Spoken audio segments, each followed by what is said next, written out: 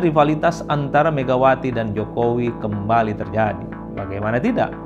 Di awal Februari ini, baik Megawati ataupun Jokowi sama-sama memamerkan aktivitas internasionalnya. Sampai kapanpun, sebelum ada perdamaian politik, maka setiap aktivitas Jokowi maka akan selalu dikaitkan dengan Megawati. Untuk masa-masa yang akan datang, entah itu Megawati, entah itu Jokowi, tentu saja akan berlomba-lomba kira-kira siapa sebenarnya yang paling eksis di negara ini, siapa yang sebenarnya paling diakui di negara ini, dan siapa sebenarnya yang memiliki andil di negara ini dan di dunia internasional.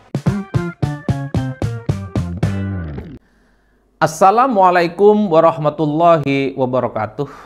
Awal Februari 2025 ini seakan-akan menjadi momen bagaimana rivalitas antara Megawati dan Jokowi kembali terjadi. Bagaimana tidak? Di awal Februari ini, baik Megawati ataupun Jokowi sama-sama memamerkan aktivitas internasionalnya. Secara politik ingin mengesankan baik Jokowi ataupun Megawati memiliki pergaulan dan reputasi internasional sekalipun keduanya tak lagi menjadi Presiden Republik Indonesia. Mari kita cek satu persatu. Awal Februari misalnya, Megawati itu berkunjung ke Roma dalam sebuah acara, salah satunya adalah menjadi juri Zayed Award, yaitu semacam event penghargaan kepada aktivis dan aktivitas kemanusiaan. Dan tak berhenti di situ, Megawati juga bertemu dengan pemimpin Katolik dunia, Paus Fransiskus. Dan katanya Megawati juga diundang untuk menjadi pembicara dalam World Leaders Summit on Children's Rights. Itu adalah dua momen politik internasional yang dihadiri oleh Megawati ketika berkunjung ke Italia. Tapi kan tidak lama setelah itu, melalui story IG-nya, melalui informasi-informasi di media, termasuk upload yang disampaikan secara terbuka oleh Jokowi melalui akun media sosialnya, Jokowi kan juga hadir ke Uni Emirat Arab dalam sebuah acara-acara yang mempertemukan mantan-mantan pemimpin dunia dalam sebuah acara yang disebut dengan private gathering. Jokowi tidak menyebutkan secara eksplisit apa isi pertemuan dengan para pemimpin-pemimpin dunia yang digagas oleh Presiden Uni Emirat Arab itu. Tapi secara prinsip sebenarnya publik menangkap aktivitas politik Jokowi yang go internasional hadir dalam acara undangan Uni Emirat Arab tentu sebagai upaya untuk membuktikan kepada publik bahwa Jokowi adalah sebagai pemimpin yang memiliki reputasi internasional. Jokowi juga memiliki bagaimana hubungan yang cukup baik dengan mantan-mantan pemimpin dunia. Tidak mau kalah dengan Megawati yang hilir mudik juga sering berkunjung ke luar negeri sebagai upaya untuk melakukan kerjasama kemanusiaan dengan berbagai pihak, baik pemimpin dunia ataupun pemimpin-pemimpin keagamaan. Jadi itulah yang kemudian menjadi perbincangan saat ini. Karena kalau kita mau jujur, setelah pecah kongsi antara Jokowi dengan PDIP, setelah perang terbuka antara Jokowi dengan Megawati, tentu antara pendukung itu kan semakin menunjukkan bahwa sebenarnya siapa yang paling eksis setelah keduanya tak lagi jadi presiden. Dulu memang ada dugaan Jokowi itu bukan siapa-siapa. Jokowi itu tidak akan ada artinya setelah tak lagi jadi presiden dan bukan menjadi kader PDIP. Jadi wajar kalau kemudian setelah tak lagi jadi presiden, Jokowi itu dalam berbagai hal selalu ingin mengekspos bagaimana Jokowi adalah mantan presiden yang juga sangat capable dan memiliki pergaulan-pergaulan yang luas, bukan hanya di Indonesia, tapi juga menjadi pergaulan internasional. Itulah yang saya tangkap dalam pembicaraan-pembicaraan di media sosial, pembicaraan-pembicaraan netizen, termasuk juga pembicaraan-pembicaraan di media. Ini seakan-akan menjadi pertarungan politik babak lanjut antara Jokowi dengan Megawati. Padahal pemilu sudah selesai, padahal pilkada sudah selesai. Tapi saya melihatnya, kenapa saya sebut sebagai babak lanjut pertarungan antara Megawati dengan Jokowi? Tentu adalah pertarungan eksistensi dan pengakuan politik. Dalam politik bukan hanya soal kalah menang di pilpres. Dalam politik bukan hanya soal kalah menang di pileg dan pilkada. Tapi secara prinsip, ketika para pemimpin itu tak lagi berkuasa, adalah bagaimana menjaga eksistensi politiknya. Bagaimana merawat stamina politiknya supaya menjadi spotlight pembicaraan yang kemudian bisa hadir dalam forum-forum internasional, yang kemudian hadir dalam forum-forum besar, tentu sebagai bentuk pembuktian bahwa para pemimpin itu adalah orang yang kredibilitasnya, yang kompetensinya, yang rekam jejaknya juga diakui oleh siapapun. Jadi tidak mengherankan ketika Megawati berkunjung ke Roma, itu kan mendapatkan aplaus dan diekspos seluas-luasnya, terutama oleh kader-kader PDIP, terutama oleh elit-elit PDIP, di mana pesan politik itu selalu disampaikan. Megawati sekalipun sudah tak lagi jadi presiden cukup lama, tapi Megawati memiliki pergaulan internasional yang cukup luar biasa. Berbeda dengan Jokowi katanya yang tidak memiliki pergaulan internasional apapun. Tapi tentu secara politik, Jokowi itu tidak mau diam. Buktinya, Jokowi juga mengekspos bagaimana aktivitas politiknya di dunia internasional. Kata para pendukungnya, Jokowi tidak perlu berisik.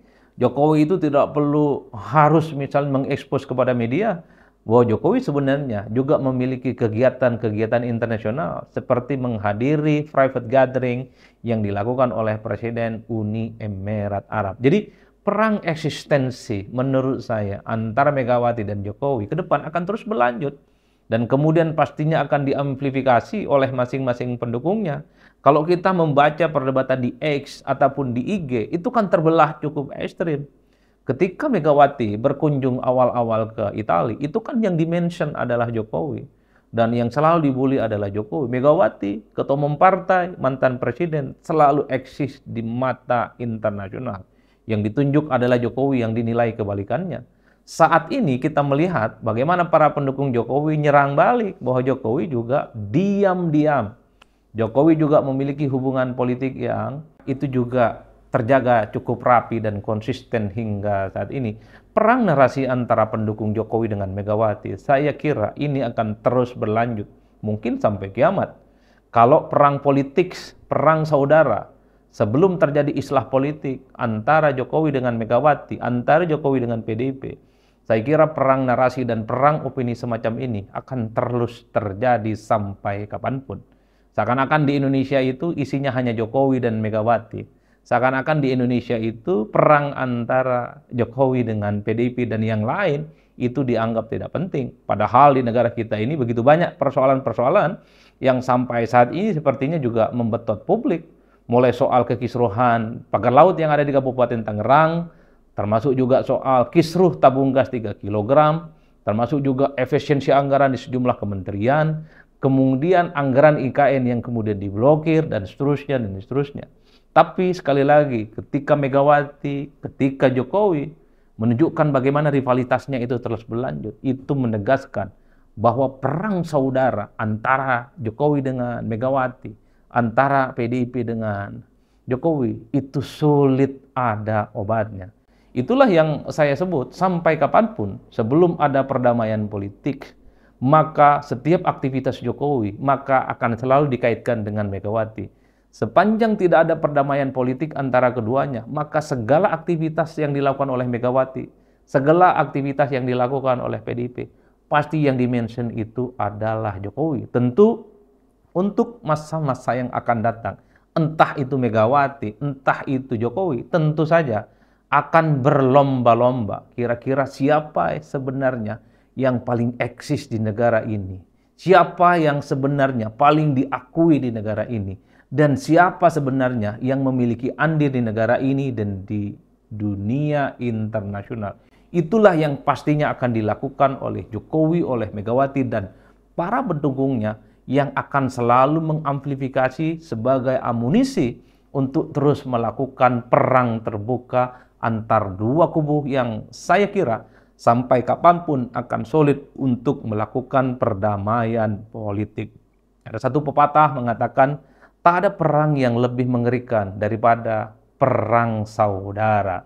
Jadi perang saudara antara Megawati dengan Jokowi, antara Megawati dengan PDIP, per hari ini adalah perang yang sepertinya paling panjang dibandingkan dengan perang-perang yang lainnya. Buktinya, Megawati, PDIP kalah pilpres dari Prabowo di 2024. Tapi Megawati mengatakan tak memiliki jarak apapun dengan Prabowo Subianto. Itu menegaskan bahwa sekalipun Prabowo Subianto sering menjadi rival, melawan PDIP 2014, 2019, 2024 kalah menang perkara biasa. Dan keduanya menjadi rukun. Tapi beda ceritanya. Ketika Jokowi dianggap membelot, ketika Jokowi dianggap membangkang dan dianggap mengkhianati PDIP, per hari ini sepertinya tidak ada pintu maaf bagi Jokowi untuk melakukan islah dan perdamaian politik. Itulah yang saya sebutkan. Memang sangat mengerikan kalau kita membaca kisah-kisah politik bahwa perang saudara dimanapun, bukan hanya di Indonesia, itu adalah perang yang paling mengerikan dibandingkan dengan perang-perang yang lainnya. Saya kira di situ untuk kali ini. Salam politik syai'un, pastinya mantap, semantap-mantapnya. Wassalamualaikum warahmatullahi wabarakatuh.